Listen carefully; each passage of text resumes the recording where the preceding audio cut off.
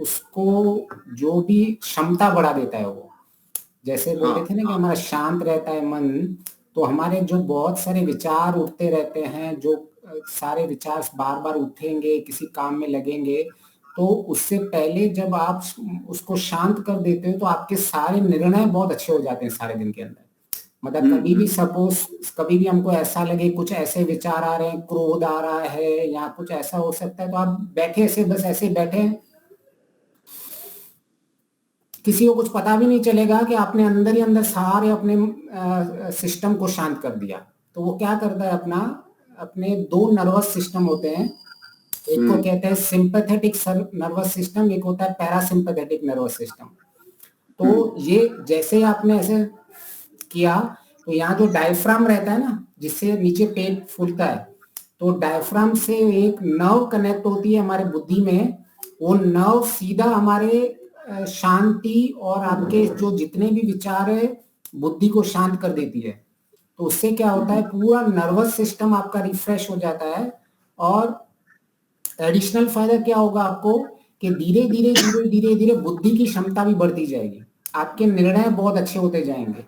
और इससे क्या होगा कि जब हम धारणा और ध्यान लगाते हैं, और धारणा और ध्यान की गहराई भी बहुत ज्यादा लगेगी आपकी प्राणायाम से, क्योंकि इसका बहुत ही साइंटिफिक है। इसको बस यहाँ जैसे ही डायफ्राम के आप एक नर्व को एक्टिवेट कर दोगे, तो दो दो तरह के नर्वस सिस्टम होते हैं। एक होता है जब जो हमें विचार के लिए मजबूर करता है कि अभी आप कुछ करो, आपके जीवन में आपका कोई लक्ष्य को प्राप्त करो, तो हम सारा दिन उसके पीछे भागते रहते हैं।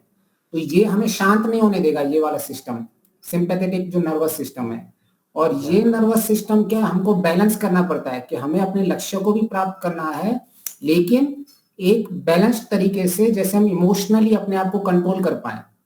क्योंकि गुस्से वाला होता है वो भी अपने लक्ष्य को प्राप्त करता है, जो बहुत गुस्सा करता है वो भी बोलेगा नहीं मैं भी अपने लक्ष्य को आज दौड़ के आज ही लक्ष्य को प्राप्त करेगा। लेकिन ये सिस्टम क्या करेगा, शांत, मैं आपको जीवन का लक्ष्य प्राप्त करना है, लेकिन जब तक मेरी आंतरिक शांति खो रही है तो मेरा लक्ष्य प्राप्त नहीं हो रहा है। ये आपको फिर से बैलेंस करके आएगा। तो प्राणायाम से ये वाला बहुत ही ज्यादा विकसित होता है बुद्धि। तो आई थिंक दीपिला जी वही कहना चाह रही थी, जितना मैं समझ पाया।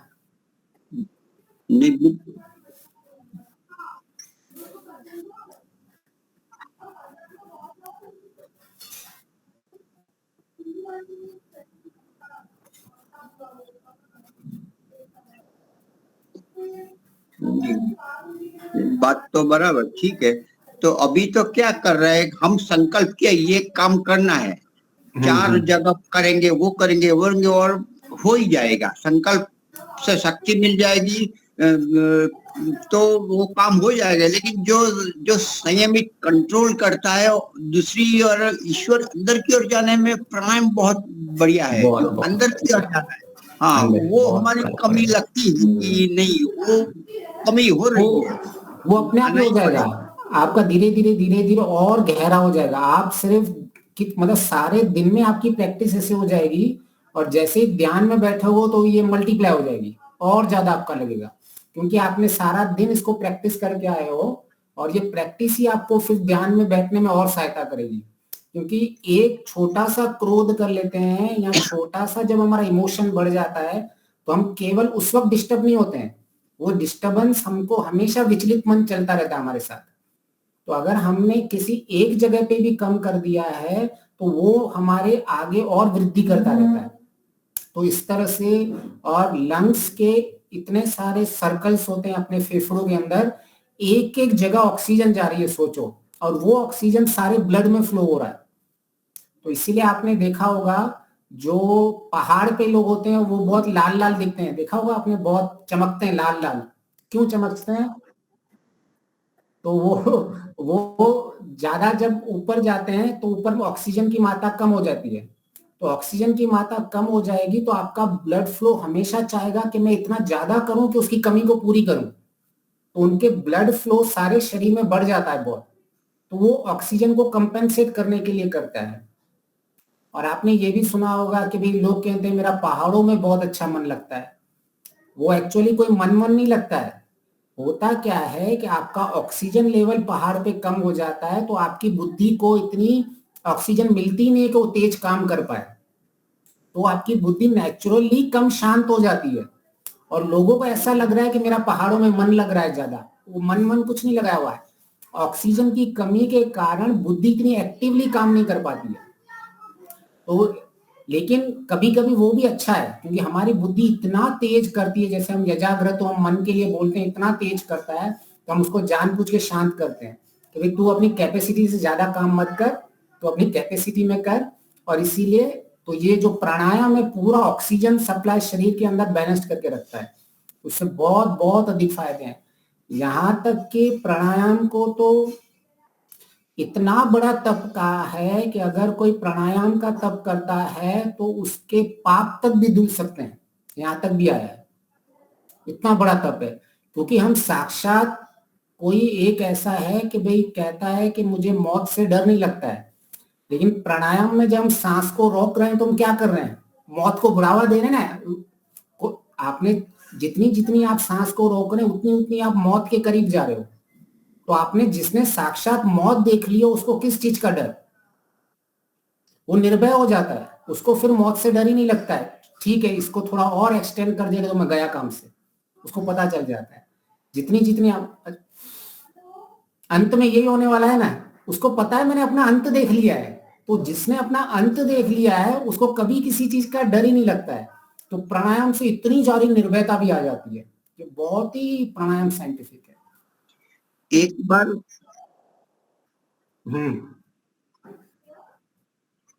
हाँ, मूर्छा पर है,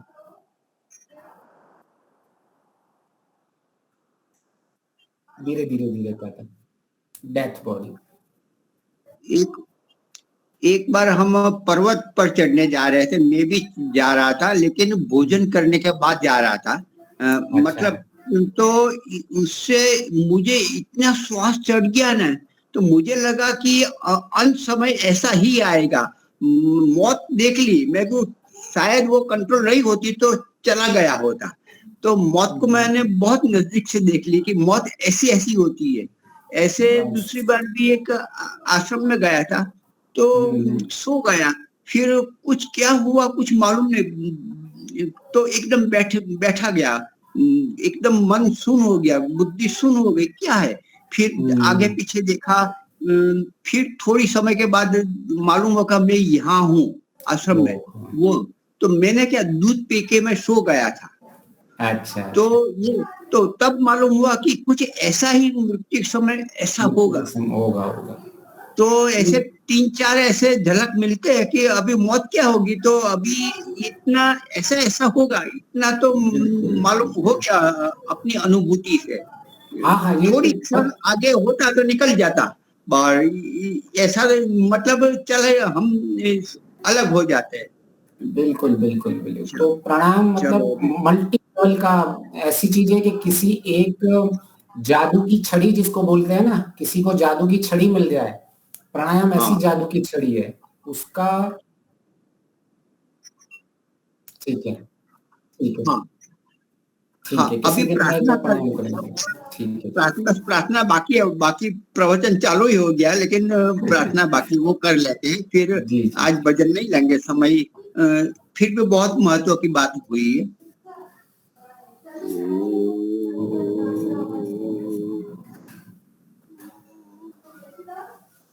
सहना भवतु, सहनौ भुनक्तु, सह वीर्यं करवावहै, तेजस्विनावधीतमस्तु मा विद्विषावहै। ओम शांति शांति शांति। सर्वेभ्यो नमः। सबको सादर नमस्ते जी। आज के हमारे वक्ता भाग्येश जी है, लकी जी है, तो उनको मैं आमंत्रित करता हूँ अपना वक्तव्य प्रारंभ करें, और प्राणायाम के विषय में भी जो बातें चल रही है वो भी आगे बढ़ा सकते हैं। धन्यवाद जी, आपका बहुत बहुत धन्यवाद। आज प्राणायाम का विषय लेना है क्या दीपालिका जी?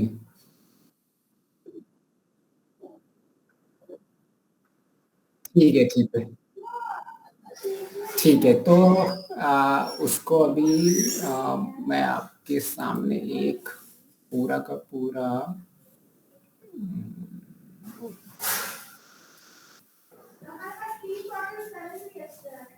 मैं स्क्रीन शेयर कर देता हूं, जिससे फिर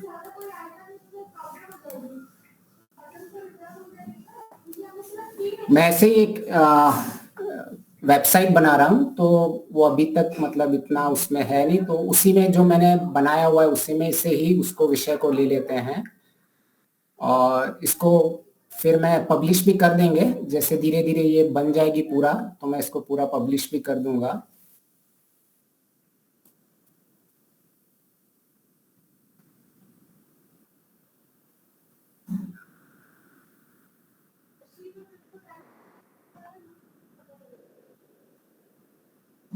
हाँ,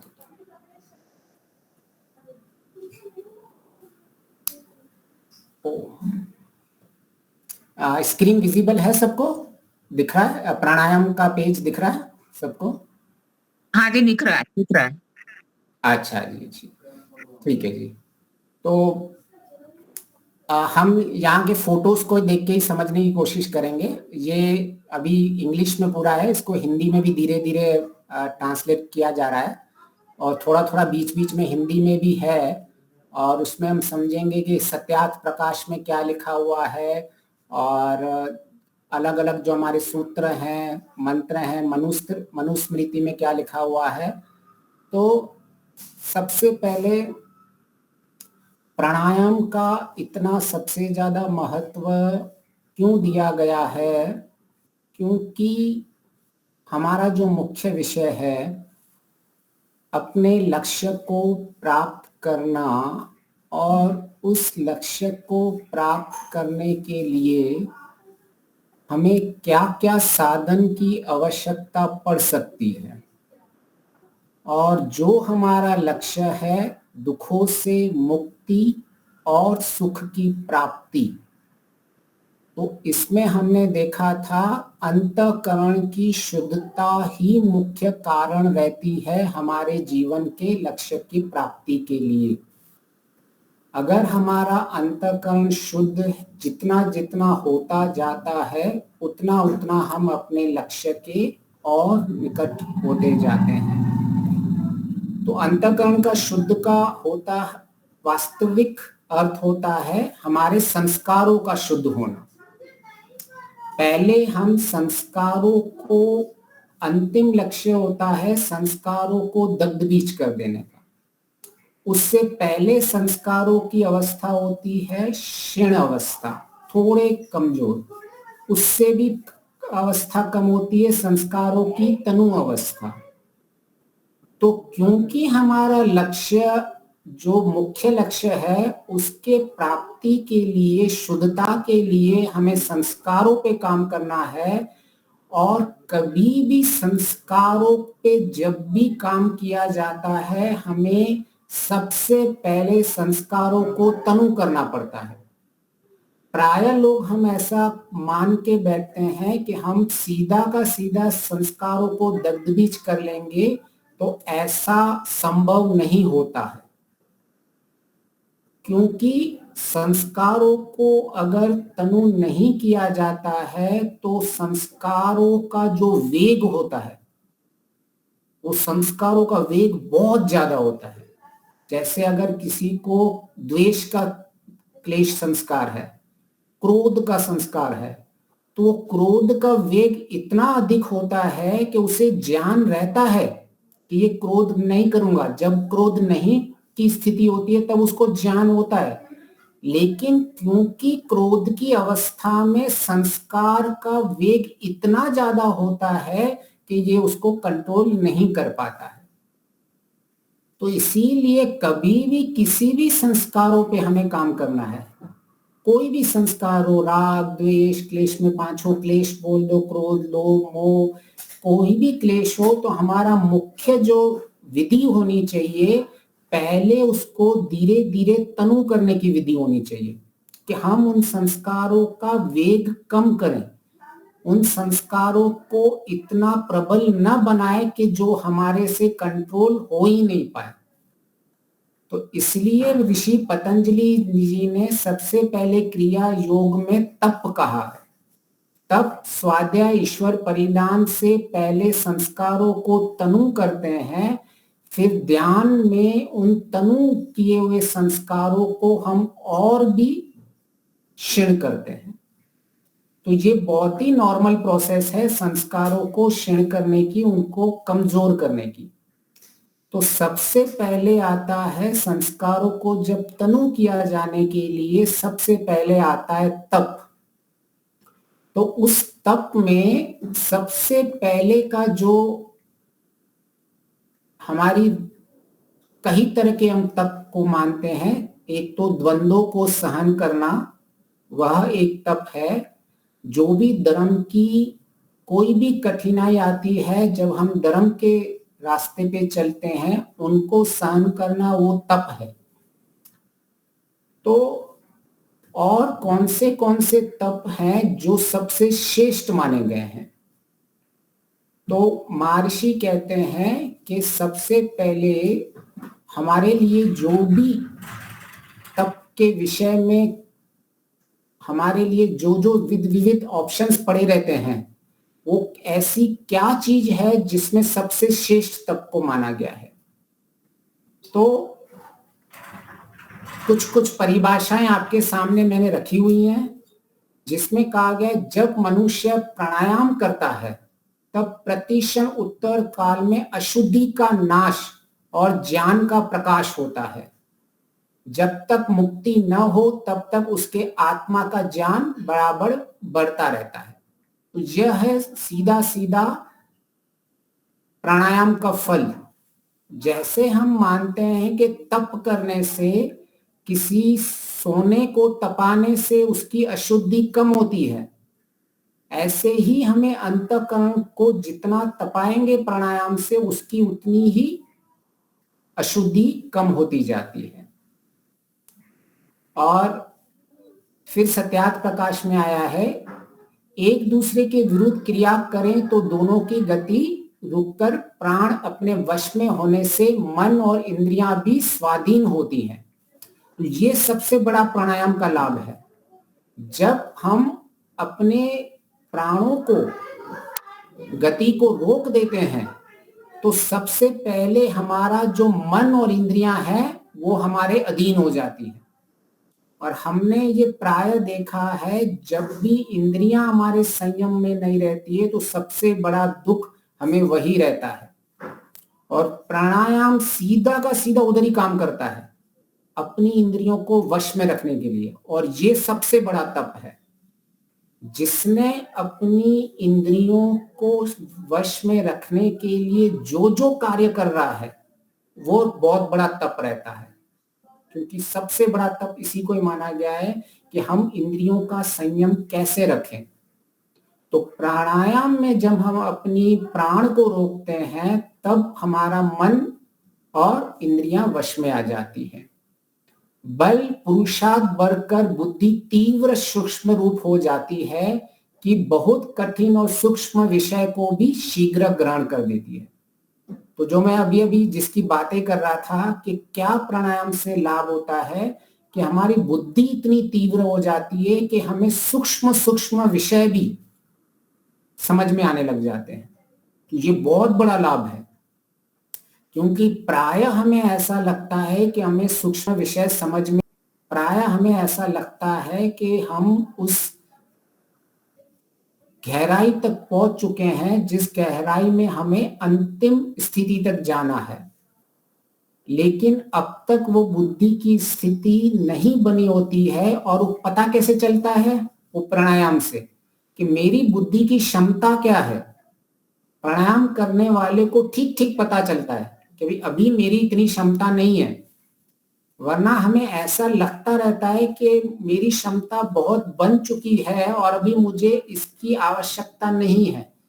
लेकिन प्राणायाम करने से सबसे पहले सूक्ष्म विषय समझ में आने जाने लगते हैं कि भी अभी मेरी बुद्धि की इतनी स्थिति बन चुकी है कि मैं इतने समझ पा रहा हूं, और इतनी अभी तक नहीं बनी है कि मुझे कुछ ना कुछ अभी कठिनाई आ रही है कि मैं अपने लक्ष्य को प्राप्त नहीं कर पा रहा हूं। तो ये बहुत बड़ी चीज है। जितना हम हमारा अस्तित्व और जितना हम पात्र नहीं बने हैं, इसका ज्ञान बहुत आवश्यक है, क्योंकि जितना हमने अभी तक मार्ग नहीं प्राप्त किया है, जब तक वह पता नहीं होगा तो हमारा पुरुषार्थ उस दिशा में जाएगा ही नहीं। जिसको शास्त्र में कहा है ना कि अगर संतोष को विपरीत दिशा में लेके जाएगा तो संतोष हानि कर देता है, क्योंकि हमें ऐसा लगता है हमने सब कुछ पा लिया है।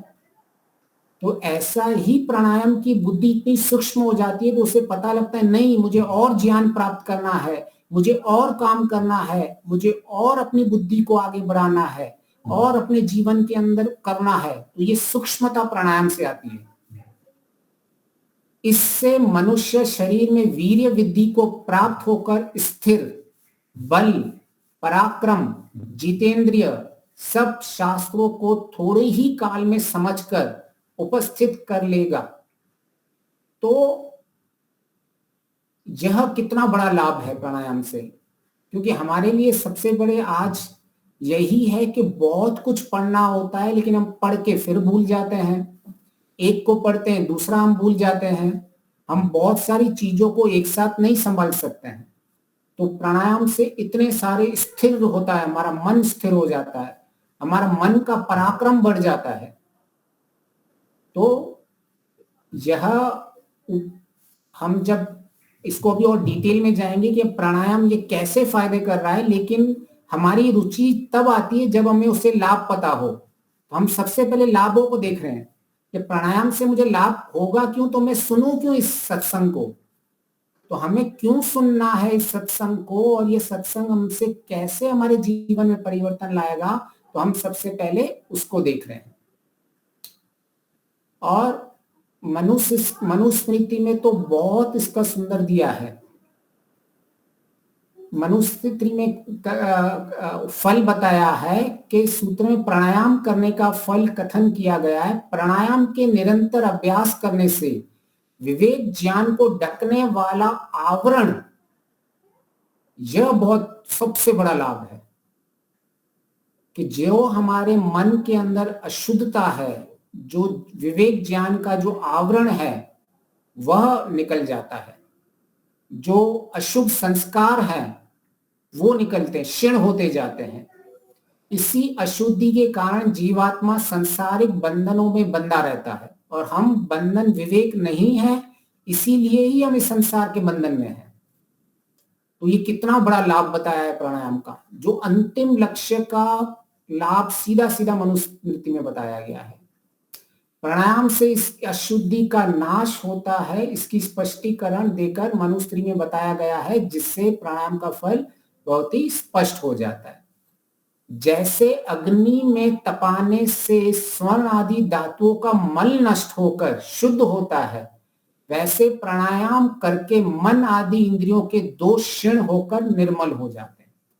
तो ये बहुत बड़ा, जैसे हमने अभी अभी इसको लिया कि ये बहुत बड़ा उसका लाभ है, क्योंकि हमारा अंतिम लक्ष्य यही है संस्कारों को क्षीण करना, और वह प्राणायाम से होता है। और आगे क्या बताया है, जो ब्राह्मण वेदों का विद्वान ब्रह्म ज्ञान का इच्छुक है, उसके लिए यथाविधि ओंकार उपासना तथा महाव्याधि के जप के साथ किए गए कम से कम 3 प्राणायाम परम तप कहलाते हैं। हम साधारण से कहते हैं कि हम जीवन के अंदर तपस्या करना चाहते हैं, क्योंकि तप से मेरे संस्कार क्षीण होते हैं। अगर कोई कहेगा कि मुझे इस सबसे परम तप कौन सा है इस संसार का, तो सबसे परम तप मनुस्मृति में महर्षि मनु कहते हैं कि अगर हम महाव्यार्तियों के साथ जप करते हैं और प्राणायाम करते हैं, महाव्यार्तियां जैसे हम जानते हैं भू भूवः स्वः, ओम,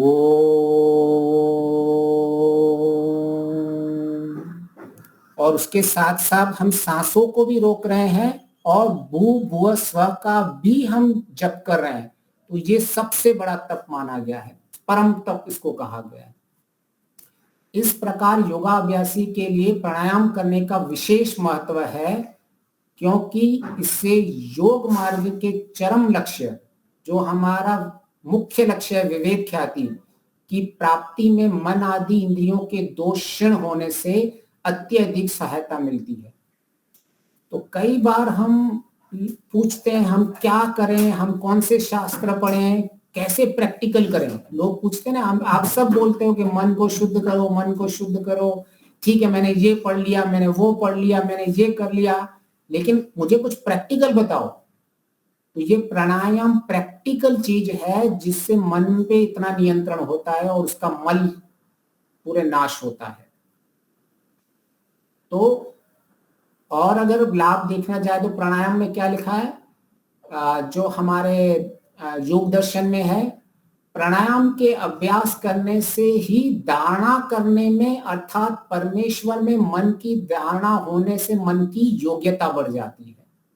तो ये बहुत बड़ा है इसका लाभ। और ऋग्वेद भाष्य भूमिका में भी ये बताया गया है, उस अभ्यास से यह फल होता है कि परमेश्वर के बीच में मन और आत्मा की धारणा होने से मोक्ष पर्यंत उपासना योग और ज्ञान की योग्यता बढ़ती जाती है। तो हमने वेद को देख लिया, मनुस्मृति को देख लिया, सत्यार्थ प्रकाश को देख लिया, योग दर्शन को देख लिया, ये स्पष्ट कह रहे हैं कि प्राणायाम का लाभ कितना ज्यादा है। और इसका भावार्थ एक बार अंतिम पढ़ लेते हैं। प्राणायाम करने के पूर्वक लाभ चित्तस्थ अशुद्धि का नाश तो होता ही है, और दूसरा लाभ यह है कि मन के एकाग्र करने भी पर्याप्त स्यास्ता मिलती है। तो प्रायः हमारी ये एक नॉर्मल कंप्लेन, सबको कंप्लेन होती है कि मैं जैसे ही ध्यान के लिए बैठता हूँ मेरे विचार उठने लगते हैं, मेरे सारे कभी भी मेरे विचार नहीं उठते हैं जब मैं काम करता रहता हूँ, लेकिन जब मैं ध्यान के समय बैठता हूं तभी मेरे विचार उठते हैं। बहुत लोगों को तो ये समस्या होती है, नहीं तो उनको और कोई विचारों की कोई समस्या इतनी नहीं होती है कि मैं दूसरे काम मेरे बाधित हो रहे हैं, लेकिन संध्या के वक्त तो ये बाधित करते ही करते हैं। तो सबसे पहले अगर एकाग्रता की जिसको आरंभ करना है तो उसके लिए भी प्राणायाम बहुत जरूरी है। और फिर धारणा का लक्षण योग दर्शन में भी सूत्र में यही किया गया है कि चित्त को शरीर में किसी स्थान में बांध देना ही धारणा है, और प्राणायाम करने से धारणा करने में मन की योग्यता क्षमता हो जाती है। इसलिए इन सबको अंतरंग प्राणायाम मुख्य आधार है। हमारे एक तो हमारे यम नियम में बाहर के हैं पहले के 5, और जो पिछले के 3 हैं धारणा ध्यान समाधि, उनके लिए तो प्राणायाम एक मुख्य आधार बन जाता है, जिनको तीनों इन चीजों में और आगे अपनी क्षमता बढ़ानी है। तो ये हमने लाभ देखे और ये हमने समझने की कोशिश की कि मैं करूं क्यों प्राणायाम, मुझे क्या लाभ है। तो प्राणायाम का बहुत ही विस्तृत लाभ होता है, और ये दर्शनों में, वेदों में, सब में ये स्पष्ट कहा गया है। और अभी हम इनको कैसे ये लाभ होते हैं, हम इन लाभों को समझने की कोशिश करेंगे। तो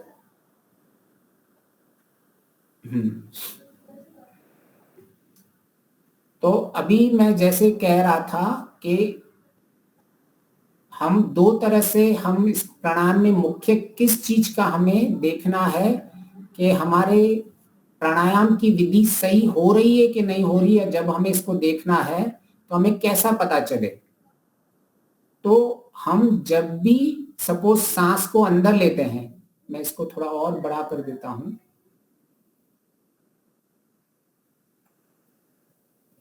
हाँ ओके। तो जब हम सांस को अंदर लेते हैं तो हमारी सांस नॉर्मली यहाँ छाती तक आती है, और छाती के नीचे यहाँ एक हमारा डायफ्राम होता है। डायफ्राम को ऐसे समझ लो कि जैसे एक लेयर होती है जिसको हम धक्का लगाते हैं तो वो नीचे हवा को पुश करती है। जैसे हम फुग्गे को फूलते हैं तो कैसे फुग्गा आगे बड़ा हो जाता है, तो ऐसे ही जब हम छाती के नीचे से हवा को जब दबाते हैं तब हमारा डायफ्राम, उसको डायफ्राम बोलते हैं, तो सारा का सारा पेट आपका बाहर आ जाएगा, और जब आप बाहर निकालोगे तो आपका पेट अंदर चला जाएगा। तो यह डायफ्राम क्यों इसकी इंपॉर्टेंट है कि सही विधि में ये क्यों होना चाहिए, क्योंकि यहाँ डायफ्राम से अगर हम इसको और स्पष्टीकरण से देखेंगे,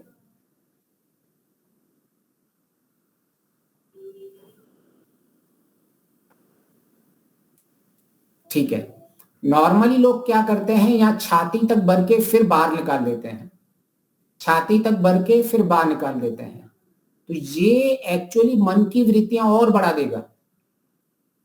क्यों ये मन की वृत्तियां बढ़ा देगा, क्योंकि आपने ये देखा होगा जब भी आपकी सांस फूल जाती है, जहां भागते हो तो आपकी धड़कन बढ़ जाती है, तो आप जब भी छाती तक सांस रखोगे तो आपकी सांस में जब सिर्फ अंदर तक नहीं जा रही है, तो आपके छाती तक जब भी सांस पड़ी रहेगी तो ये सांस जो छाती के आसपास का सिस्टम है इसमें गति पैदा करेगी, क्योंकि आपने सांस को छाती पे भर के रख दिया है, और वो गति जब पैदा होगी तो आपकी धड़कन भी बढ़ जाएगी, और जब हमारी धड़कन बढ़ जाती है तो हम अपनी बुद्धि को सिग्नल देते हैं कि कुछ तो विचार कर, कुछ तो गलत हो रहा है, तुझे ठीक करना है, तो हम उन विचारों में फंस जाते हैं बहुत, अगर हम छाती तक सिर्फ प्राणायाम करेंगे तो, क्योंकि हमारी बुद्धि में जो नर्व जाती है, हमारे सिस्टम ऐसा बना हुआ है कि हमारी धड़कन अगर बढ़ने लग गई है तो हमें ऐसा सिग्नल मिलता है बुद्धि को कि इसकी अभी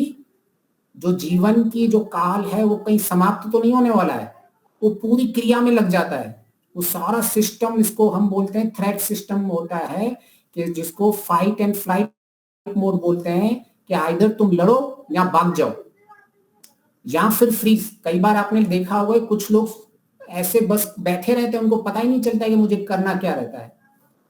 तो जब भी हमारे सिस्टम में कुछ भी थ्रेट होता है, कुछ भी हमें कोई मुश्किल आने लगती है, तो हमारा ऑटोमेटिकली सिस्टम ऐसा बना हुआ है कि हम उसको प्रतिक्रिया कर सकें, इसलिए हमारी दिल की धड़कन बढ़ जाती है, जैसे ब्लड सारे शरीर में फ्लो हो जाए और हम बहुत तेज से भाग सकें। जैसे हमारे पीछे कोई अगर जंगल में कोई जानवर पड़ गया है तो हम क्या करते हैं, हमारी उस वक्त धड़कन बढ़ जाती है और हम थोड़े डर से जाते हैं और हम तेज भागने लगते हैं। तो हम तेज क्यों भाग पाते हैं, क्योंकि जैसे ही धड़कन बढ़ जाती है तो हमारा ब्लड फ्लो सारे शरीर में सप्लाई करने लग जाता है, क्योंकि अभी शरीर को एक्स्ट्रा शक्ति चाहिए भागने के लिए, तो वो एक्स्ट्रा शक्ति का प्रयोग करके और वहां से भागने की कोशिश करता है।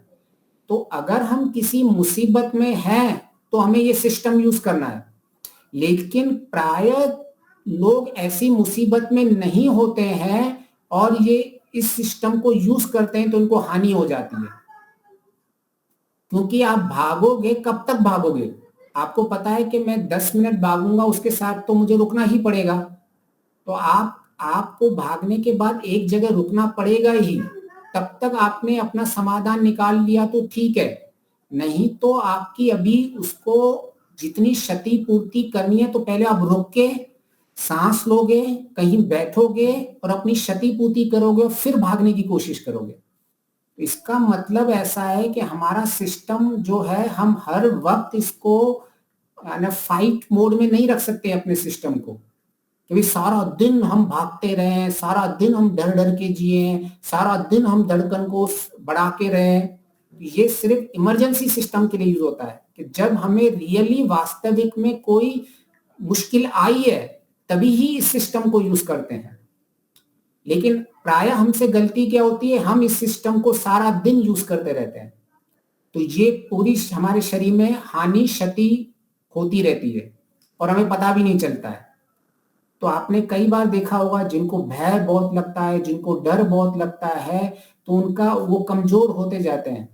उनको आपको मतलब बोलेगा, आप डॉक्टर के पास, साइकोलॉजिस्ट के लेके पास जाओगे भी क्या प्रॉब्लम है, और इसको छोटी छोटी बात में बहुत डर लगता रहता है, छोटी छोटी बात में ये बहुत परेशान हो जाता है। तो एक्चुअली प्रॉब्लम क्या होता है? प्रॉब्लम वही है कि उसने अपने शरीर की जो क्षमता है, जो इमरजेंसी में यूज करनी है, कि भय लगता है, मुझे सांप देख लिया, मुझे डर लगा तो भी भागने में यूज करना है, लेकिन सारा दिन मुझे सांप दिखता रहे तो मेरी बहुत हानि होती रहेगी शरीर में। तो हमें वो सिस्टम तभी यूज करना होता है जब उसकी जरूरत हो, ऐसा इमरजेंसी सिस्टम। लेकिन ऐसे मानसिक रोगों के लिए लोगों की फिर शरीर की बहुत हानि लगती है, क्योंकि वो हर वक्त डरते रहते हैं, हर वक्त उनके दिल में ऐसा लगता है कोई मुझे मार तो नहीं देगा, कोई मुझे ऐसा तो नहीं कर देगा। तो उनका शरीर हमेशा, बुद्धि काम करती रहती है, उसको बचना कैसे है, वो बचूं कैसे, कहीं मुझे बुखार तो नहीं हो जाएगा, कहीं मैं इधर हाथ लगाऊंगा मुझे वायरस तो पकड़ नहीं लेगा। तो आपको कोरोना में पता है ना, इतने लोग तो ऐसे ही ज्यादा बीमार हो गए जिनको कोरोना की वजह से प्रॉब्लम नहीं हुआ, लेकिन कोरोना के डर की वजह से वो और ज्यादा बीमार हो गए और उनको जान भी अपनी गंवानी पड़ी। क्यों? क्योंकि वो हमेशा डर डर में रहते थे कि मैं बाहर निकलूंगा मुझे तो कुछ नहीं हो जाएगा, मैं सांस ले रहा हूं तो मेरे में कोरोना तो नहीं आया, मैंने इस दीवार को टच कर दिया तब तो मुझे कोरोना नहीं हो गया। तो कोरोना ने मारने से पहले उनके अंदर के सिस्टम ने उनको मार देता है।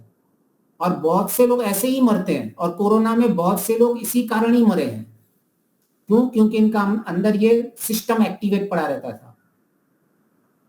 तो अगर हम छाती तक केवल प्राणायाम को रखेंगे, सांस को रखेंगे, तो ये अच्छा तरह का प्राणायाम नहीं माना जाएगा, इससे हमको हानि होगी। तो क्या करना चाहिए हमें? पेट पे भी हाथ रखना चाहिए और छाती पे भी हाथ रखना चाहिए।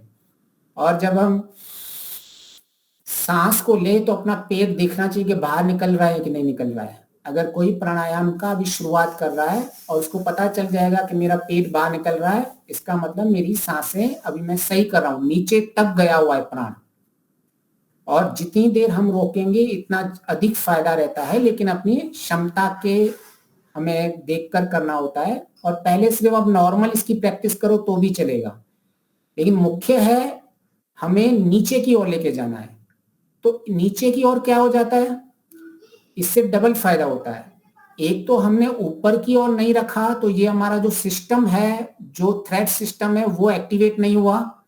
दूसरा हमारा सिस्टम रहता है जिसको बोलते हैं पैरासिम्पैथेटिक नर्वस सिस्टम। बुद्धि में दो सिस्टम रहते हैं, ये डायफ्राम के नीचे, पेट के नीचे उसके एक नर्व नाड़ी जाती है जो उस बुद्धि में जाती है, वो आपको शांत करने के लिए यूज होता है। तो वो जितनी आप गहरी सांस लेंगे तो वो आपके बुद्धि को शांत करेगा, काम करेगा, और आपको और बुद्धि में आपका एकाग्रता की स्थिति बनती जाएगी। और जैसे जैसे आपकी एकाग्रता की स्थिति बनती जाएगी, आपको स्वयं लगेगा कि हाँ, मेरे मन में अभी वृत्तियां जो हैं वो कंट्रोल में हो रही हैं, अभी मुझे वृत्तियां परेशान नहीं कर रही हैं, मेरा पूरा का पूरा वृत्तियों पे संयम है। ये आप प्रैक्टिकल करके देखना और आप बताना, क्योंकि ये प्योर साइंटिफिक है, इसमें ऐसा कुछ भी नहीं है कि भाई नहीं नहीं ये तो शब्द ज्ञान है, वेदों में ऐसा लिखा हुआ है। आप खुद ही करके देख लो, आपकी देखना क्षमता कैसे बढ़ जाती है और आपको फायदा कैसे होने लगता है। और इसमें ये बहुत ही प्रैक्टिकल है और सीधा स्ट्रेट फॉरवर्ड है, इसमें कोई रॉकेट साइंस नहीं है, इसके बहुत अद्भुत फायदे हैं। तो अगर हम ऐसा करते हैं, एक तो हमने जो सिस्टम था, जो लड़ाई वाला सिस्टम था, उसको हमने शांत किया, उसकी अभी जरूरत नहीं है। और दूसरा सिस्टम जो हमें शांत रखने वाला था उसको एक्टिवेट कर दिया। तो नीचे जब हम हवा लेके जा रहे हैं, ये लेफ्ट साइड में गुड ब्रीथिंग मैंने जो लिखा हुआ है, यहाँ पूरे ये देखो नीचे, जो इसके नीचे हवा जा रही है, और इस वाले जो राइट साइड में है उसमें हवा केवल ऊपर ही है, तो इनको अच्छा ब्रीथिंग नहीं माना जाता है। फिर आगे जब हम चलेंगे तो हाँ, कि हम जब कोई कहेगा ठीक है ये तो आपने हमको शारीरिक बता दिया, लेकिन ये डायफ्राम वाली जो प्राणायाम वाला है, ये जो प्राणायाम को हम रखते हैं इससे फायदा क्या होगा? तो सबसे पहले कि जैसे जैसे हमारा मन शांत होता जाता है और हमारे संस्कार, वृत्तियां शांत हो जाती है, तो हमारा जो ध्यान है ना वो गहराई में लग जाता है। और उस गहराई में हुए जो भी ध्यान में आपने अगर ईश्वर को उस वक्त माना हे शुद्ध बुद्ध मुक्त परमेश्वर, तो आपको जो शुद्ध को समझने की आपकी जो स्थिरता है और जो आपको शुद्ध बुद्ध मुक्त को समझने का आपका ज्ञान का स्तर है वो और सूक्ष्म हो जाएगा, क्योंकि आपका अभी पूरा ध्यान एकाग्र है। अभी आपको बाहर की कोई चिंता नहीं है, आपका मन वृत्तियों से शांत हो चुका है, बुद्धि में कोई कार्य नहीं है, आपने नर्वस सिस्टम को एक्टिवेट कर दिया है। अभी आपको जिस भी विषय को आप लोगे वो विषय में आपको गहराई से समझ पाओगे, क्योंकि प्राय लोग जब हम ईश्वर को समझते हैं तो हम ये चीज के ध्यान ही नहीं देते हैं कि ईश्वर के जो गुण हैं वो मुझे क्या लाभ आएंगे, मेरे जीवन में इससे क्या परिवर्तन होगा, मेरा अंतःकरण कैसे शुद्ध होगा, मेरा व्यवहार में कैसे परिवर्तन आएगा, मेरे संस्कार कैसे कम होंगे। ये हमें स्पष्ट होना चाहिए ईश्वर के ध्यान से। प्राय लोग जब ईश्वर को ध्यान में लेते हैं तो संस्कारों को साइड में छोड़, ठीक है मैंने बोल दिया हे न्यायकारी ईश्वर, ठीक है भाई न्यायकारी तो बोल दिया, लेकिन आपके संस्कारों में क्या परिवर्तन हुआ। तो जैसे अभी हम एक उदाहरण लिया कि हम लाइव उदाहरण लेते हैं कि शुद्ध बुद्ध मुक्त, तो मेरे जीवन का लक्ष्य है मुक्ति को पाना। ईश्वर आप मुक्त हो, तो ईश्वर आप किससे मुक्त हो? ईश्वर आप दोषों से मुक्त हो, ईश्वर आप दुखों से मुक्त हो, ईश्वर आप जन्म मरण के चक्कर से मुक्त हो। ईश्वर मैं भी ऐसा मुक्त बनूं, मैं भी अपने दोषों से मुक्त हो जाऊं, मैं भी अपने दुखों से मुक्त हो जाऊं, मैं भी इस जन्म मरण के चक्कर से मुक्त हो जाऊं। फिर प्रश्न आएगा कि मैं मुक्त कैसे होऊंगा? तो आपने बोला शुद्ध बुद्ध मुक्त, तो जब तक मैं बुद्ध नहीं होगा, जब तक मुझे ज्ञान नहीं होगा, तब तक मैं मुक्ति को कभी नहीं प्राप्त कर सकता, ज्ञानात मुक्ति। तो उसके लिए मुझे ईश्वर के बुद्ध गुण का सहारा लेना पड़ेगा। अभी ईश्वर बुद्ध कैसे है तो हम देखेंगे, आप और डीप में जाओगे कि हे ईश्वर आप सर्वज्ञ हैं, उसकी बुद्धि की ज्ञान की इतनी बड़ी पराकाष्ठा है जिसे हम समझ ही नहीं पाते हैं साधारण बुद्धि में जब हम विश्लेषण करते हैं, विवेचन करते हैं। लेकिन जब हम प्राणायाम करके हमने बुद्धि को एक सही दिशा में लगा दिया है, तो अभी आपको ईश्वर के सर्वज्ञ का जब चिंतन करोगे तो आपको उसका साक्षात होगा कि हाँ कितना ज्ञानी है ईश्वर और कितना मैं अल्पज्ञ हूं। तो आप देखोगे कि मैं ईश्वर का ज्ञान मुझे इस संसार में कैसे मिलता है। तो आप देखोगे एक तो इन इंद्रियों से मैं सारा ज्ञान प्राप्त कर रहा हूं, तो कई बार हमें लगता है कि यह ज्ञान जो है वो कैसा होना चाहिए। तो हमें ये स्पष्ट रहना चाहिए कि मुझे बुद्ध रहना है, मुझे सही रहना है, लेकिन मेरा वो ज्ञान शुद्ध होना चाहिए। तो वो कैसे पता चल रहा है? वो शुद्ध ईश्वर का पहला गुण है, शुद्ध गुण। शुद्ध बुद्ध मुक्त, इन तीनों से मेरे सारे जीवन के कष्ट दूर होके और मैं लक्ष्य को भी प्राप्त कर रहा हूं। अगर मैं शुद्ध होके ज्ञान को प्राप्त कर रहा हूं और उस ज्ञान से मेरी मुक्ति हो रही है, तो इतने तीन सिर्फ ईश्वर को संबोधन करने से मेरे सारे के सारे जीवन के रहस्य खुल गए। मैं अभी तक तो भटक रहा था कि मेरा लक्ष्य क्या है, वो लक्ष्य कैसे प्राप्त होगा और उस प्राप्त करने की प्रक्रिया क्या है। लेकिन अभी शुद्ध बुद्ध मुक्त से मुक्ति मेरा लक्ष्य है, ज्ञान उसका आधार है और शुद्धता उसका विशेषण है। तो मेरा ज्ञान अगर शुद्ध ज्ञान हो गया तो मेरी मुक्ति हो गई। अभी मैं और डीप में चलता जाऊंगा और डीप में चलता जाऊंगा और मेरे लिए विषय सूक्ष्म होते जाएंगे। प्राय हम ईश्वर को शुद्ध ऐसा मानते हैं कि शब्दों में मानते हैं, लेकिन ईश्वर को शुद्ध हमारे व्यवहार में आता ही नहीं। वो कैसे?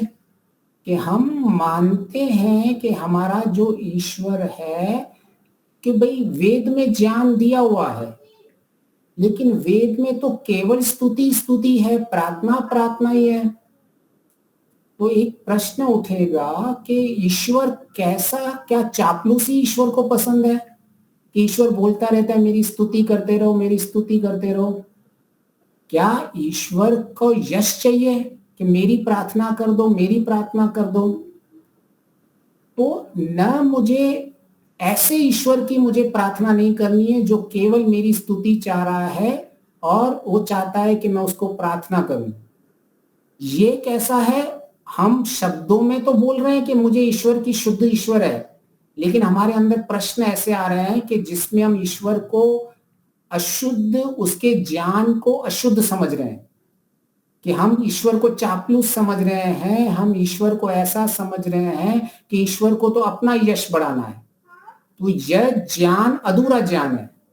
इसलिए शुद्ध ज्ञान सबसे पहले होना चाहिए कि ईश्वर स्तुति क्यों करवा रहा है, ईश्वर की स्तुति से मेरे मन पे संस्कार कैसे पड़ रहे हैं। जब मैं ईश्वर का कोई गुण संबोधन कर रहा हूं तो मेरे संस्कारों में कैसे परिवर्तन हो रहा है, ईश्वर के गुण के संबोधन से, उस संस्कार से मेरे व्यवहार में कैसे परिवर्तन हो रहा है। अभी हमारा ईश्वर का गुण और हमारा ज्ञान और हमारा व्यवहार, ये तीनों एक साथ से होने लगेंगे। अभी हमें धीरे धीरे पता चलेगा कि कैसे मेरी बुद्धि और सूक्ष्म सूक्ष्म विचार कर रही है, कि कैसे मेरे जीवन के अंदर ये इतना बड़ा संसार ईश्वर ने बनाया है, ये मेरे शरीर में एक एक कोशिकाएं कैसे बन रही हैं, कैसे मैं अपने जीवन के अंदर मैं और कुछ की और समझने की कोशिश कर रहा हूं, कैसे एक छोटे से कोशिका के अंदर जब किसी बच्चे का निर्माण हो रहा है तो कैसा बनने वाला है, उसकी प्रोग्राम भी उस कोशिका में आ जाती है। आपने जेनेटिक इंजीनियरिंग सुना होगा आपने, कि छोटी छोटी कैसा बच्चा बनने वाला है, कैसे बच्चे के कलर होंगे, कैसे प्रतिभाएं होती हैं, ऐसे लोग जीन मैचिंग करवाते हैं। तो ईश्वर की व्यवस्था इतनी महान है कि मैं छोटी सी छोटी ईश्वर की चीज का ज्ञान इतना परंपार है कि वो इतना बुद्ध गुण का हमको साक्षात्कार होने लग जाएगा कि ईश्वर को हम बुद्ध क्यों कह रहे हैं, ईश्वर को हम शुद्ध क्यों कह रहे हैं, उससे मेरे संस्कारों में कैसे परिवर्तन हो गया। एक एक चीज के अंदर हमारा ज्ञान बढ़ता जाएगा और हम एक एक छोटी चीज को समझने पर जाएंगे। और जैसे मैंने अभी आपको बताया, एक उदाहरण दिया कि जैसे हम प्राणायाम को रोकते हैं, जैसे हम हमारे अपने प्राण को रोकते हैं, तो हमारे जितने आसपास के विचार होते हैं वो विचार शांत इसीलिए हो जाते हैं क्योंकि सबसे पहले हमारे लिए ये जीवन का चलना सबसे आवश्यक है। अगर मैंने प्राणों को रोक दिया है तो मेरी बुद्धि सारा का सारा ध्यान मेरे प्राणों पे लेके आ जाती है, क्योंकि मेरी बुद्धि को दुनिया की सारी चीजें चली जाएं, मेरा राजपाट, नौकरी, बच्चे, बीवी, बच्चे सब चले जाएं, लेकिन मेरा ये प्राण नहीं जाना चाहिए। तो बुद्धि पूरी की पूरी प्राण पे लग जाती है। तो इसीलिए हमको क्या लगता है कि सारे मेरी वृत्तियां कम हो गई। और जब हमारी बुद्धि पूरी की पूरी एक जगह व्यवस्थित लग जाती है तो हमारी एकाग्रता अवस्था आ जाती है और हम उस अवस्था को अनुभव करने लगते हैं कि अगर मैंने के लिए और प्राण रोक लिए तो मेरी मृत्यु अवश्य हो जाएगी। और हम धीरे धीरे और रोकते जाते हैं और रोकते जाते हैं, और हम उस मृत्यु को एक्सपीरियंस करने लगते हैं कि बस यही है मेरी अंतिम स्थिति। ऐसा जब कोई होता है तो उसमें निर्भयता बढ़ जाती है, उसे मृत्यु का डर उसका कम हो जाता है, अभिनिवेश क्लेश का नाश होने लगता है उसका, और ये अभिनिवेश क्लेश बहुत बड़ा क्लेश होता है। तो प्राणायाम से सीधा सीधा इन क्लेशों का नाश करते हैं हम। तो ऐसे अगर हम जीवन के अंदर प्राणायाम को सही रीति से करेंगे तो हमें एक तो साधारण शारीरिक का भी जो लाभ है होने वाला है, और लौकिक लाभ होगा, और आध्यात्मिक लाभ भी और ज्यादा से ज्यादा बढ़ता जाएगा। तो अभी तक अगर किसी को कोई प्रश्न है तो पहले हम वो ले लेते हैं, उसके बाद चाहिए होगा जिसको और आगे हम कंटिन्यू करेंगे कि कैसे इस हमारे जीवन के अंदर ये प्राणायाम कितना बड़ा बदलाव लेके आ सकता है। और जो मैं बोला था ना, आपकी नर्व यहाँ से जो इस ब्रेन से जुड़ी हुई है, वो ये नर्व एक जुड़ी हुई रहती है इधर, जो सीधा यहाँ के पेट के आसपास से निकलती है, जो प्राणायाम से नीचे डायफ्राम के नीचे जाती है, वो सीधा इस बुद्धि के पैरामेटिक नर्वस सिस्टम से जुड़ जाती है, तो हमारी बुद्धि शांत रहती है। तो जितना समय था उतना अभी लिया है आज, और अगर किसी को जानना है कि वो नर्व को क्या बोलते हैं तो उस नर्व का नाम है वेगस नर्व। हाँ, आई थिंक दीपिका जी ने अच्छी स्टडी की हुई है तो इसलिए उनको इंटरेस्ट आ रहा है। तो यह हमने मुख्य ओर से देखा कि कैसे प्राणायाम हमारे जीवन के लिए आवश्यकता है, और कैसे हम प्रैक्टिकली उसको जान के और उनमें हम परिवर्तन कर सकते हैं। तो इसको बहुत सारे हमारे ऋषि, तो मैं हर बार कहता हूं कि सालों पहले बोल के गए हैं, लेकिन ये ही लॉजिक आपको कोई भी साइकोलॉजिस्ट के पास चले जाओगे आज के मॉडर्न साइकोलॉजी में, अभी मैंने कहा है इसको आप ऐसे ही मान मत लो, आपको अगर डाउट भी हो तो आप किसी साइकोलॉजिस्ट से पूछो, वो भी आपको एग्जैक्टली यही का यही बताने वाला है। ये जो मैं आपको बता रहा हूँ ये यूएस के बहुत बड़ा साइकोलॉजिस्ट है, वो भी यही का यही कह रहा है जो महर्षि कह के गए हैं। महर्षि कहते हैं कि जब तक हमें वॉमिटिंग नहीं हो, मतलब तब तक सांस को रोक देना चाहिए, मतलब इतना भर के रोकना चाहिए। और ये क्या कहेंगे आपको कि भाई जितनी देर रखोगे उससे उतना आपकी क्षमता बढ़ेगी, क्योंकि उतनी देर आप नर्वस सिस्टम को एक्टिवेट करते हैं। तो इनमें और महर्षि के प्राणायाम में आपको हमारे ऋषियों के प्राणायाम बहुत समानता मिलेगी। इसीलिए हमें मॉडर्न थ्योरी को भी कभी नकारना नहीं चाहिए सीधा सीधा। कई लोग होते हैं कि सीधा मॉडर्न कोई डॉक्टर या कुछ समझाने की कोशिश करेगा तो सीधा सीधा नकार देते हैं, नहीं हम तो इनको मानते ही नहीं, हमारे लिए तो हम तो अपने ऋषि मुनियों की परंपरा को ही मानते हैं। लेकिन ये जो भी आज कर रहे हैं ये भी इनके पास भी साइंटिफिक एविडेंस है।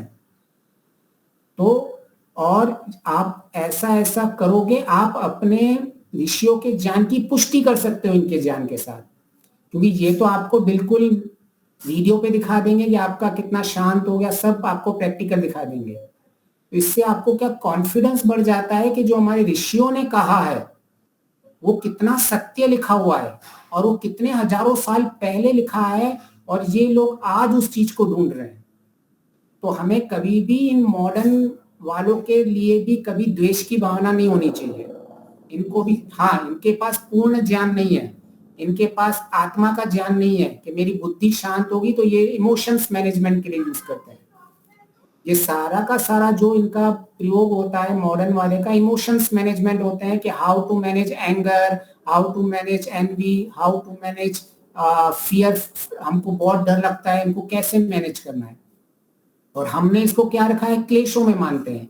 अभिनिवेश क्लेश, भय का क्लेश लगता है हमको, जो मौत से क्लेश भय लगता है, किसी और चीज में हम ये इसको एंगर बोलेंगे, हम द्वेष क्लेश बोलेंगे। ये लोग अटैचमेंट बोलेंगे, हम इसको राग बोलेंगे।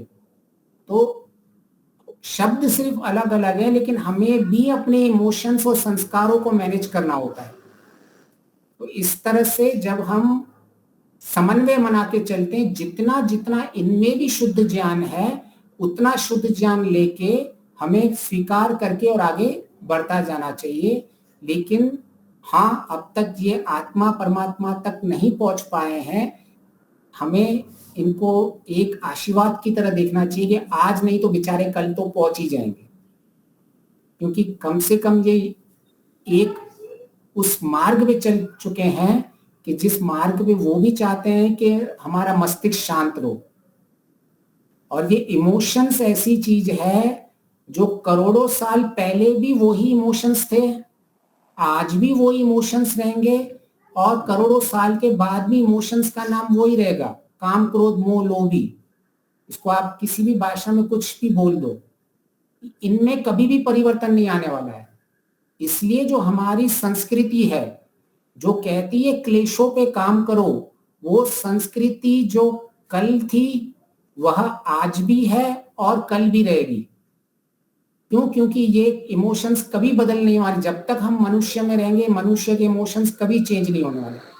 कई बार लोग कहते हैं ना कि नहीं, आपका पुराने जमाने का है ना, आपका पूरा ज्ञान है, अभी काम नहीं आएगा। तो उससे आप एक ही प्रश्न पूछ लेना कि भाई तुझे कौन से इमोशंस पे काम करना है, तू किससे पीड़ा है आज? क्या तुझे क्रोध बहुत आता है? क्या तुझे है ना डर बहुत लगता है? तो वो बताए हाँ मैं इसीलिए काम करता हूँ। तो बोले जो ऋषि पहले उन्होंने इसी का ही सॉल्यूशन पहले दिया हुआ है। ये इमोशंस कभी चेंज नहीं होने वाले जब तक मनुष्य रहेंगे हम। तो पुरानी जो हमारी संस्कृति है, वह जो ऋषियों ने जो समाधान दिए हुए हैं वो पहले भी काम के थे, आज भी काम के हैं। टेक्नोलॉजी कितनी भी आगे चली जाए, लेकिन टेक्नोलॉजी से हमें ये फायदा होता रहता है कि हमें साक्षात पुष्टि होती रहती है। तो ये हमारे लिए डबल फायदा होता रहता है कि हमने यहाँ से विषयों का भी सुना हुआ है और यहाँ आज के डॉक्टर्स भी बोल रहे हैं। तो आपको और आपके अंदर आत्मविश्वास बढ़ जाता है और आपके अंदर श्रद्धा बढ़ जाती है ऋषियों के प्रति, और आपके लिए मोटिवेशन बढ़ जाता है, उत्साह बढ़ जाता है। तो इस तरह से हम चलेंगे तो हमें और फायदा होगा। तो इसको आज का समय यहाँ तक ही रखा है। अगर कोई हाँ जी कहिए। हाँ जी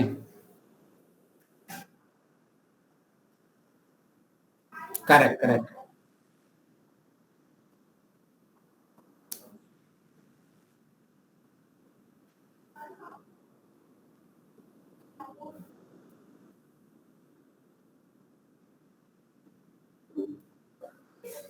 देखिए जो प्राण शब्द है ना, वो प्राण शब्द बहुत बड़ा व्यापक शब्द है। जब भी आप प्राण कहेंगे तो प्राण और वायु एक ही चीज है, मतलब इनका शब्दों का प्रयोग अलग अलग है। आयुर्वेद में जब आप यूज करोगे तो प्राण की जगह वायु का भी शब्द यूज किया है, और पांच, जैसे हम पांच प्राण कहते हैं तो वहां वायु को संबोधित किया है चरक ऋषि ने। तो हमें इस चीज पे कंफ्यूज नहीं रहना है कि भाई प्राण, अगर हम बॉडी सिस्टम में प्राण को देखेंगे, पांच प्राण को जिसको मानते हैं, प्राण अपान व्यान समान उदान, ये जो पांच वायु है, इनको आप पांच प्राण भी कह दो या पांच वायु कह दो, एक ही बात है। और दूसरा ये है कि हम इसको क्यों प्राण कहते हैं, क्योंकि आपको अगर कोई एक एग्जाम्पल ले लो तो ये सूक्ष्म शरीर का इसको हिस्सा मानते हैं। वो कैसे होता है कि जैसे अगर आपके अंदर किसी के बाहर के, ये जो हमारे हाथ हैं, ये हाथ है, इसको हम पांच कर्म इंद्रियां कहते हैं। लेकिन आपने कभी ये देखा होगा जो महर्षि हैं वो कभी भी कर्म इंद्रियां शब्द नहीं यूज करते, पांच प्राण बोलते हैं सूक्ष्म शरीर में। जब महर्षि दयानंद जी शब्द यूज करते हैं सूक्ष्म शरीर में तो वो कहते हैं हम पांच ज्ञान इंद्रियां और पांच कर्म इंद्रियां बोलते हैं, लेकिन महर्षि पांच प्राण शब्द यूज करते हैं। क्यों? क्योंकि इन प्राणों से ही हम कर्म कर पाते हैं। ये प्राण है, ये एनर्जी है, और ये कर्म, ये जो हाथ है, ये टूल्स हैं। तो tools plus energy equal to क्रिया शक्ति।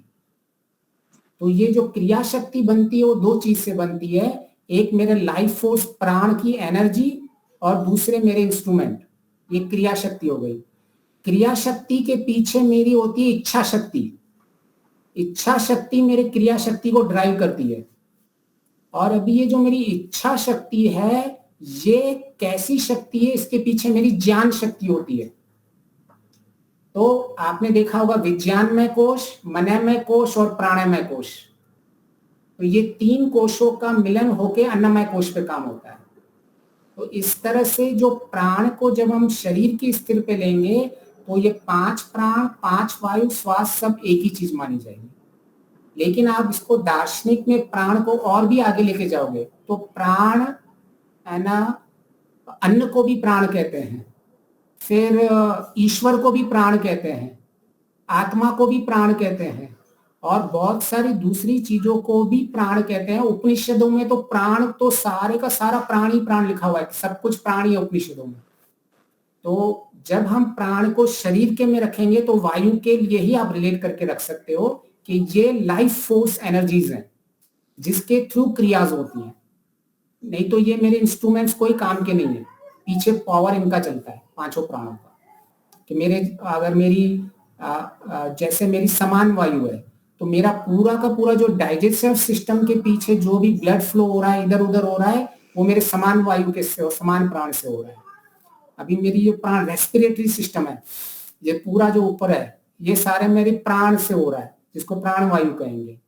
फिर मेरे अपान वायु होता है जो सारा का सारा नीचे का सिस्टम होता है। फ्यान समान अपान उदान है मतलब ऊपर की वायु जो मेरा पूरा मस्तिष्क से रिलेटेड का सिस्टम करता है। तो इस तरह से ये पूरे लाइफ फोर्स एनर्जी है जो रिस्पॉन्सिबल है सारी क्रिया करने के लिए। तो ये प्राण वो चीज है, शक्ति है जिससे क्रिया होती है। हाँ हाँ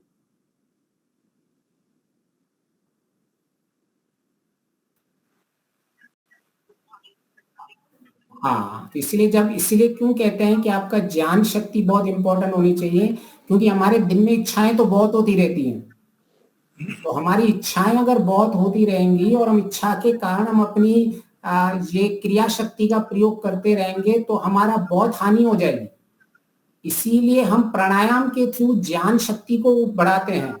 जैसे मेरी सारी इच्छाएं ज्ञान के अनुरूप हो, जिस दिन मेरी इच्छाएं ज्ञान के विरुद्ध हो जाएंगी तो मेरी सारी क्रिया शक्ति मुझे नुकसान पहुंचाएगी। इसलिए ये क्रम बहुत इंपॉर्टेंट है। मेरे ज्ञान पूर्वक मैं इच्छा करूं और फिर इच्छा पूर्वक मैं क्रिया करूं, ये 3 क्रम चलेगा। बहुत बढ़िया। बिल्कुल यही बात एक चेतन शक्ति होती है, मतलब आत्मा दूसरा परमात्मा है, उसमें ज्ञान विज्ञान शक्ति होती है। उनके द्वारा संकल्प के द्वारा इक्षण के द्वारा जब ये सृष्टि बनाई जाती है तो प्राण शक्ति से जीवन शक्ति मिलती है। एक ही प्राण है लेकिन अलग अलग स्थान पे जाके वो अलग अलग कार्य करने से वो अलग नाम से पहचाना जाता है। तो जो सृष्टि परमात्मा ने बनाई है ज्ञान शक्ति से, इक्षण शक्ति से, क्रिया शक्ति से, फिर प्राण जुड़ा, ये सब जुड़ के वैसे ही क्रिया हमारे शरीर में भी हो रही है। और अन्य प्राणी जगत जो पशु पक्षी प्राणी वनस्पति आदि है, यही प्रक्रिया है। तो बहुत बढ़िया लगता है कि ये परमात्मा ने कैसा संगतिकरण ब्रह्मांड का और पिंड का किया है।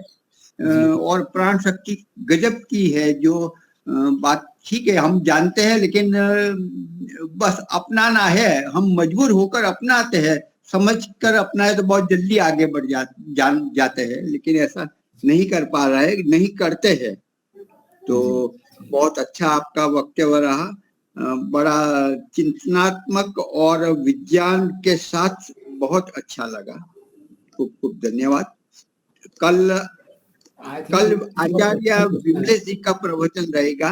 कल अपने योगेश्वरी माता जी बाहर है इसलिए कल उनका रखा है। हाँ गमन लाल। तो ये अपना जो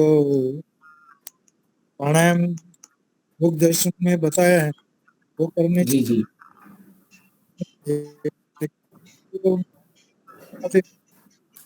वो एक्सरसाइज चाहिए कि नहीं करनी चाहिए? आपका वो स्पष्ट नहीं हो रहा था। हाँ फिर आपने कहा जो योग दर्शन में 4 तरह के प्राणायाम बताए, राइट? हाँ हाँ हाँ, वो तो बिल्कुल सही है। वो भी आपके बस मेक श्योर हमको ये करना है कि पेट तक जाना चाहिए। बस वो सबसे ज्यादा इम्पोर्टेंट है कि हम जो भी है खाली करके आप छोड़ दो तो भी चाहिए, वो आपका पेट से सीधा उस नाव पे सिग्नल जा रहा है, जहाँ इनहेल करके अंदर भर के छोड़ दो तो भी आपका सिग्नल जा रहा है। तो वो चारों सही है। योग दर्शन के जो चारों प्राणायाम है वो साइंटिफिक है। चलो बहुत ही बढ़िया। गमन लाल जी, आप शांति पाठ कराइए। ओम द्यौ शांतिरंतरिक्ष पृथ्वी शांतिरापः शांतिरोषधयः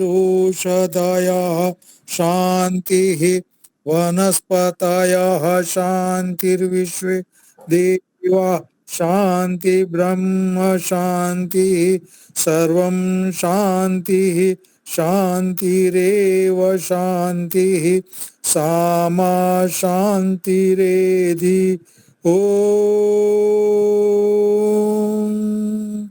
शांतिः शांतिः शांतिः सर्वेभ्यो नमः।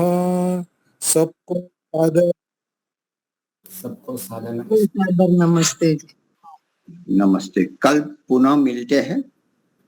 आचार्य विमलेश जी